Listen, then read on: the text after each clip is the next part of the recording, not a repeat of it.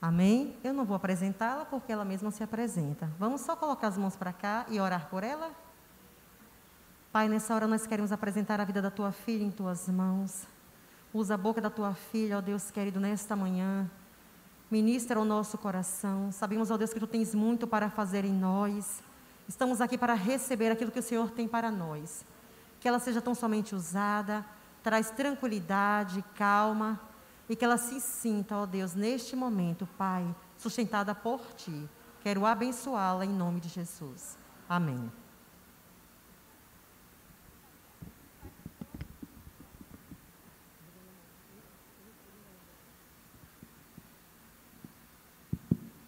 Paz do Senhor, igreja.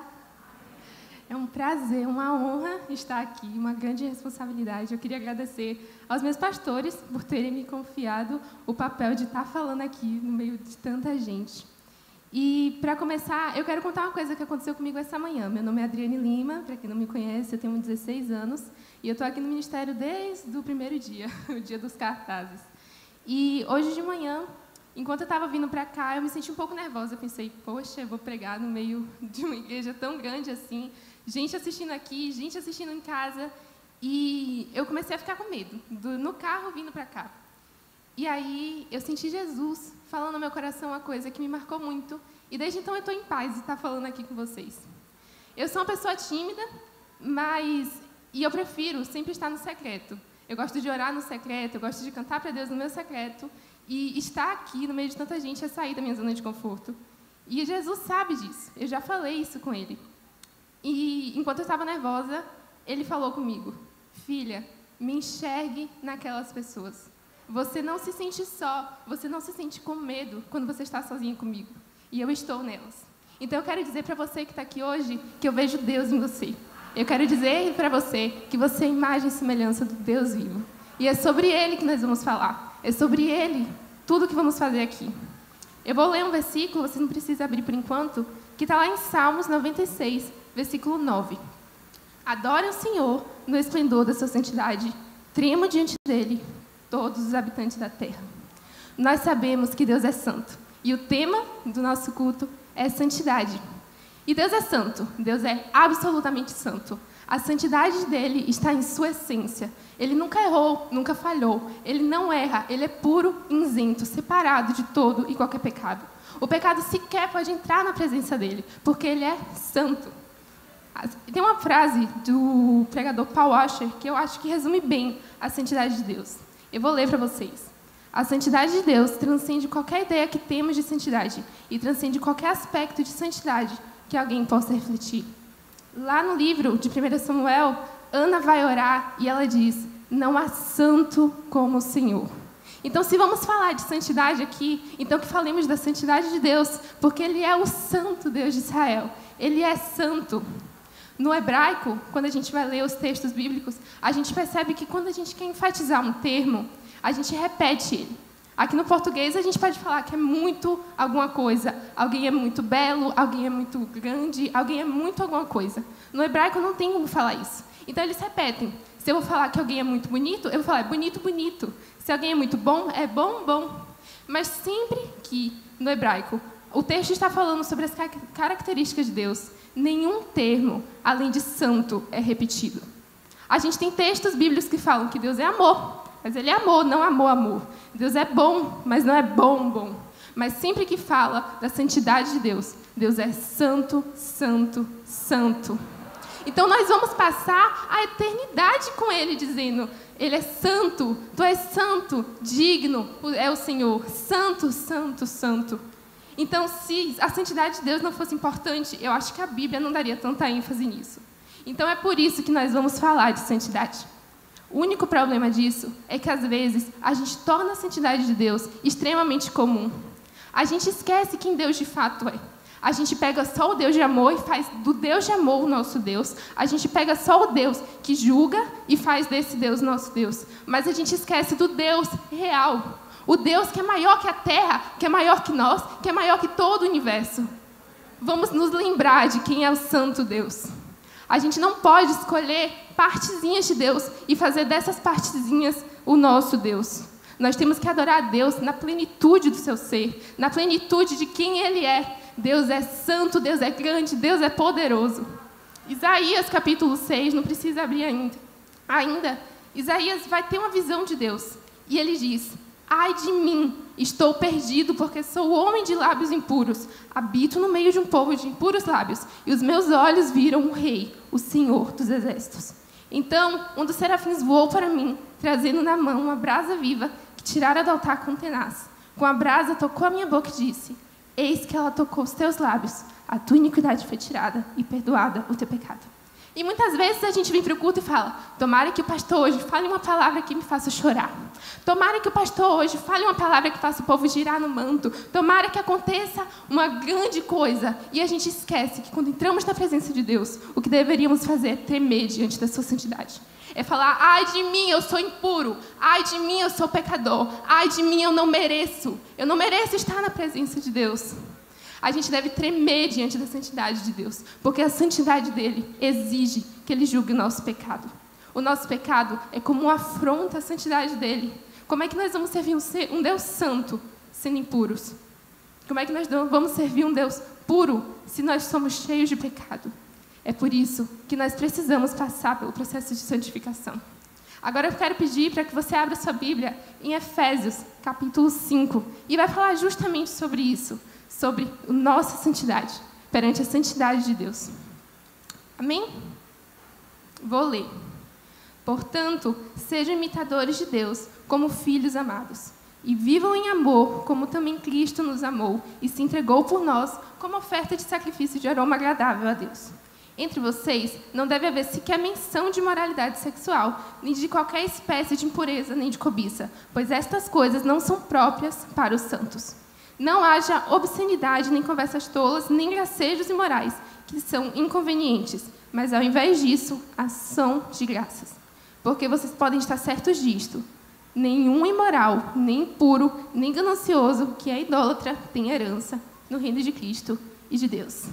Eu acho que esses versículos são autoexplicativos. Eu nem preciso comentar. Está claro, nenhum imoral, nenhum idólatra vai entrar no reino de Deus.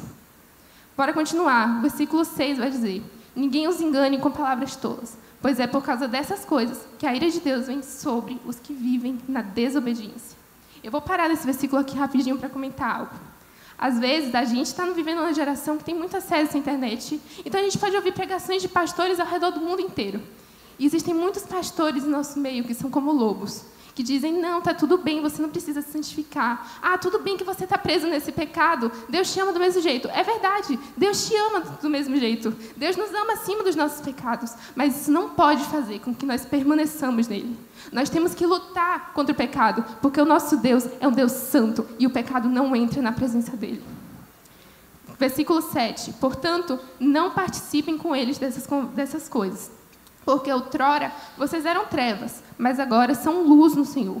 Vivam como filhos da luz. Pois o fruto da luz consiste em toda bondade, justiça e verdade. E aprendam a discernir o que é agradável ao Senhor. Não participem das obras infrutíferas das trevas. Antes, exponham-nas à luz, porque aquilo que eles fazem oculto, até mencionar, é vergonhoso. Mas tudo que é exposto pela luz torna-se visível, pois a luz torna visíveis todas as coisas. A gente leu do Efésios 5, versículo 1 ao 13. E agora a gente leu sobre a luz. E eu quero fazer uma pergunta para todo mundo que está aqui. Quem um dia já esteve em casa, dormindo, num quarto escuro, assistindo um filme, não importa, fazendo alguma coisa no escuro, e de repente foi acordado pela mãe gritando: "Está atrasado!" Abre a janela, abre a luz, liga a luz, faz tudo para você acordar, e você estava no escuro, seu olho estava acostumado com o escuro, e de repente você teve contato com a luz. Eu quero perguntar para você: isso incomodou? Isso doeu? Isso foi algo incômodo?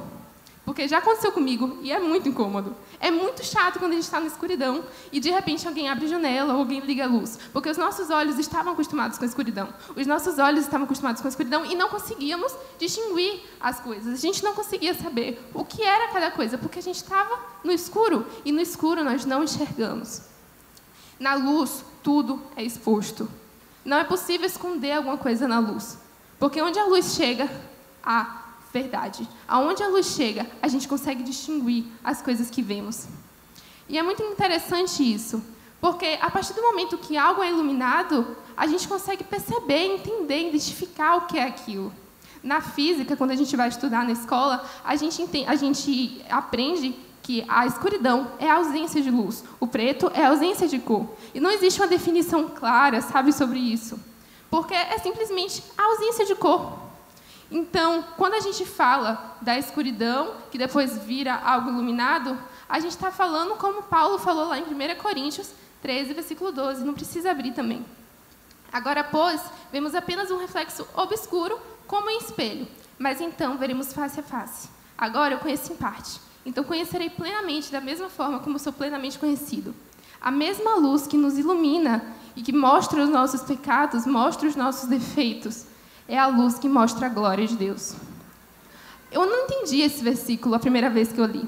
Eu falava, como assim um reflexo obscuro como um espelho? Eu me olho no espelho e eu vejo minha imagem nitidamente. E aí, numa aula de física também, olha aí a escola ajudando a gente a entender a Bíblia, né? Eu descobri que antigamente, na época que Paulo escreveu a carta aos Coríntios, os espelhos não eram bem polidos. Eles não tinham tecnologia suficiente para deixar o espelho como conhecemos hoje.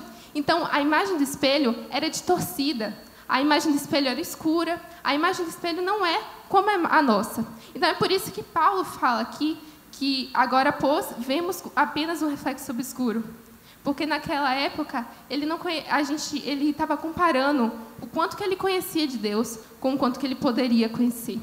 Então, ele estava falando aqui que tudo que vemos aqui na Terra sobre Deus, todas as experiências que vivemos não se comparam com as experiências que vamos viver na eternidade. É por isso que Isaías falou, ai de mim, porque eu sou impuro. Porque a gente não conhece nem 0,0001 da porcentagem de quanto Deus é santo. A gente não tem noção disso. A gente não tem noção de como Deus é bom, a gente não tem noção de como Deus é puro. A gente não tem noção disso porque a gente ainda vê como um reflexo obscuro. E como é que a gente pode iluminar o nosso caminho? Você pode estar se perguntando. E Salmos, capítulo 119, versículo 105, também não precisa abrir. Vai dizer, a tua palavra é lâmpada que ilumina os meus passos e luz que clareia o meu caminho. Então, se nós queremos viver uma vida em santidade, uma vida iluminada pela glória de Deus, nós temos que conhecê-lo. Sentar na nossa cama, fechar a nossa porta, orar e ler a palavra. Às vezes a gente fica pensando assim, vou para a igreja para ouvir Deus falar comigo, mas fica a semana inteira sem abrir a Bíblia. Ou quando abre, é só para deixar lá de enfeite, para mostrar para o pessoal que chegar na sua casa que você tem uma Bíblia. Quando, na verdade, não deveria ser assim. Sabia, muitas vezes a gente ora e pede um avivamento. E eu quero perguntar, quem aqui quer um avivamento? Quem aqui quer ver milagres acontecendo? Quem aqui quer ver pessoas que são cegas enxergando? Quem quer ver surdos ouvindo, mudos falando, paralíticos andando? Quem quer ver o Brasil sendo conhecido como a nação cujo Deus é o Senhor? Então santifiquem-se, exponham-se à luz de Deus. E eu falo isso para mim também. Todos nós precisamos passar pelo processo de santificação. E dói, é doloroso, porque a gente está na escuridão e de repente nós somos expostos à luz. E isso dói, incomoda ser exposto à luz quando estamos na escuridão. Porque a gente está saindo da nossa zona de conforto. É confortável ficar no escuro, é confortável estar dormindo. Mas o que o Espírito Santo quer é que nós nos levantemos. Ele quer que a gente se levante e se posicione como uma geração santa. E deixa eu te contar, não vai ser fácil, porque as pessoas vão te julgar. As pessoas vão olhar, o santinho ali, não pode falar nada com ele não, porque ele é santinho, porque ele vai para a igreja. E deixa eu te contar, você vai ser excluído muitas vezes por causa disso. Você vai ser zombado, as pessoas vão zombar de você. E é uma pena, porque lá no céu não vai ter isso. Lá no céu não vai ter a zombaria com quem foi santo. Lá no céu vão entrar aqueles que se posicionaram. Lá no céu a gente vai adorar o nosso Deus na plenitude do seu ser. A gente vai estar falando santo, santo, santo, porque aqui na terra nós passamos pelo processo de santificação. Sempre esteve nos planos de Deus que nós fôssemos santos. Eu quero ler um capítulo, um versículo, na verdade, lá de Levíticos, capítulo 20, versículos 7 e 8. Consagrem-se, porém, e sejam santos, porque eu sou o Senhor, o Deus de vocês. Obedeçam aos meus decretos e pratiquem-nos. Eu sou o Senhor que o santifica. Deus jamais pediria para a gente que nós tivéssemos uma característica dele que não fosse compatível para a nossa realidade. Já pensou se Deus pedisse para a gente que a gente fosse onisciente? Já pensou se Deus falasse, sejam onipotentes? Já pensou se Deus falasse, não, agora vocês vão ser onipresentes? Não pode, não tem como. Essas características de Deus não são compatíveis com nós. Mas ele falou, sejam santos, pois eu sou santo. Gênesis 1, 26, quando Deus criou o homem, ele disse que o homem foi criado à imagem e semelhança dele. Então, o que ele queria dizer? Que santidade é um processo, é uma escolha. Nós vamos cada dia nos tornar mais parecidos com Deus. Nós vamos cada dia contemplar mais a face de Deus e entender que Ele é santo. Eu não sei se vocês já passaram pela experiência de ficar tanto tempo com alguém, passar tanto tempo com alguém que você começa a se tornar parecido com ela. Alguém fala uma frase e você começa a repetir a frase dessa pessoa simplesmente porque você passa tempo com ela. A mesma coisa é quando a gente passa tempo com Deus. A gente passa tempo com Deus, contempla a beleza, contempla a plenitude, contempla a santidade dEle. E a gente percebe que não dá mais para a gente ser o mesmo. Não dá para ser o mesmo quando a gente conhece a realidade do nosso Deus. Não dá para continuar no pecado quando a gente conhece como Deus é santo, como a gente vê como Deus é amoroso, como Deus é misericordioso. Quando a gente entende isso, quem Deus de fato é, a gente não consegue mais ser o mesmo. É impossível contemplar a presença de Deus e continuar sendo o mesmo. Porque uma vez que a gente pisou no Santo dos Santos, não tem mais como viver de outra maneira. A gente percebe que só ali nós somos realmente completos. A gente percebe que só ali a nossa existência é válida nessa terra. A gente percebe que só na presença dEle, nosso coração, a nossa alma tem paz. A gente percebe que só na presença dEle nós temos alívio, nós temos abrigo. Mas eu quero te dar uma notícia ruim. Muito ruim. Você não é capaz de ser santo por sua própria força. Por sua força braçal, você jamais vai ser santo. Você jamais vai se livrar do pecado. Você jamais vai ser puro. E agora eu te dou uma notícia muito boa. O Senhor disse, eu sou o Senhor que o santifica. Nós temos que estar na presença dEle, porque Ele é o Senhor que nos purifica. Isaías capítulo 1, versículo 18 a 20 vai dizer, venham, vamos refletir juntos, diz o Senhor. Embora os seus pecados sejam vermelhos como escarlate, eles tornarão brancos como a neve. Embora sejam rubros como a púrpura, como lã se tornarão. Se vocês estiverem dispostos a obedecer, comerão os melhores frutos dessa terra. Mas se resistirem e se rebelarem, serão devorados pela espada, pois é o Senhor quem fala. O Senhor diz para nós que devemos ser santos, porque santidade é um processo. Santidade é um estilo de vida. Santidade é uma escolha. Tem uma história que eu ouvi uma vez e me marcou muito. Havia um homem em pé, em cima de um muro. E esse muro dividia o inferno e o céu. E aí, do lado do céu, os anjos gritavam, vem para cá, não fiquem em cima do muro, vem para cá, vem para cá. E do lado do inferno, os demônios não falavam nada. E aí um demônio ficou incomodado. Por que esses anjos estão gritando tanto e a gente está aqui calado? Então ele foi falar com Satanás. Ó Satanás, ó como os anjos estão gritando ali. Ó como eles estão falando, moço, desce para cá, desce para cá. Por que a gente está aqui parado? Então Satanás olhou para ele e respondeu, o muro é meu. Então quem está em cima do muro, você já sabe onde é que está. Cabe a nós fazer essa escolha. Que lado você escolhe? Que lado nessa manhã você decide permanecer? Você quer ficar do lado do céu, do lado do inferno, ou você quer ficar em cima do muro? A escolha é sua. Eu não preciso dar conselho de qual é o melhor lado. Eu acho que não. Acho que todo mundo entende aqui qual é o melhor lado. O lado da vida eterna, o lado do local, que não haverá choro, não haverá ranger de dentes, haverá apenas nós, o povo de Deus, exaltando a santidade dEle. Então é isso. Nós devemos ser santos. Nós devemos contemplar a face de Deus. Ele é santo, portanto, nós devemos nos santificar. Ele é puro, por isso nós devemos estar fora de todo pecado. Ele é puro, Ele é santo, Ele é Deus. Ele é o santo Deus de Israel. A gente não tem noção do que é isso. A gente não tem noção porque nossa visão ela é muito limitada. Eu estou vendo vocês aqui. Eu não consigo enxergar a Deus, mas eu sei que Ele está aqui. Não porque eu sinto, porque meu coração é enganoso, mas eu sei. Não sei como, eu só sei que Ele está aqui. Dentro de cada um de vocês, dentro de mim. Ele está aqui, Ele é onipresente. Ele está vendo a gente aqui. Ele está vendo as pessoas que estão sendo perseguidas agora. Ele está vendo as pessoas que estão abandonando Ele agora. Ele está vendo tudo, tudo, absolutamente tudo, porque Ele é onipresente, Ele é onisciente. Então, se nós estamos aqui agora e queremos seguir a Deus, nós temos que fazer uma escolha. De que lado nós estamos? De que lado nós estamos? A quem nós pertencemos? Santidade, eu vou repetir, é uma escolha. O que vale mais a pena? Estar aqui ou estar no mundo? Eu não preciso, mais uma vez, dar a dica do que é melhor. Eu não preciso fazer isso, porque todo mundo aqui já é grandinho o suficiente para saber. Nós oramos tanto, pedindo tantas coisas a Deus. Oh Deus, derrama o Teu Espírito no Brasil. Oh Deus, cura os feridos. Oh Senhor, ajuda-nos a ser um povo santo. E a gente não quer se santificar. A gente tem que parar com isso, irmãos. A gente tem que parar de achar que a gente vem para a igreja só para chorar. A gente tem que parar de ficar no oba-oba, na presença de Deus, eu vou para a igreja porque meu amigo vai para lá. Eu vou para a igreja porque eu vou para a igreja que eu sou salvo. Não. A gente tem que contemplar e buscar a presença de Deus por amor a Ele. Eu oro para que essa geração, para que a minha geração, para que a sua geração, para que a Igreja Batista Central, para que toda a igreja, como noiva de Cristo, se reúna e saiba que Deus é o Senhor e que por Ele ser santo nós precisamos nos santificar. Amém?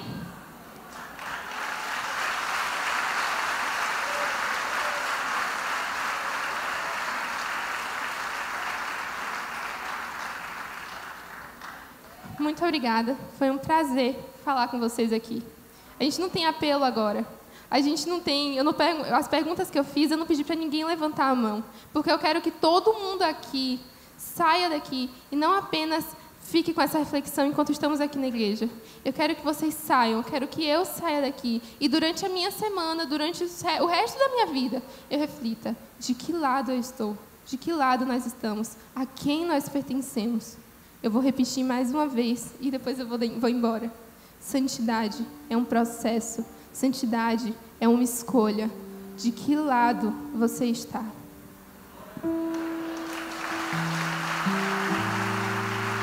Você pode aplaudir bem forte ao Senhor. Mas aplauda com força, meu irmão. Aleluia! Diga assim: Deus é bom. Deus é maravilhoso. Que palavra! Meu Deus! Eu estou aqui fervendo, irmão. Não sei você, mas que palavra!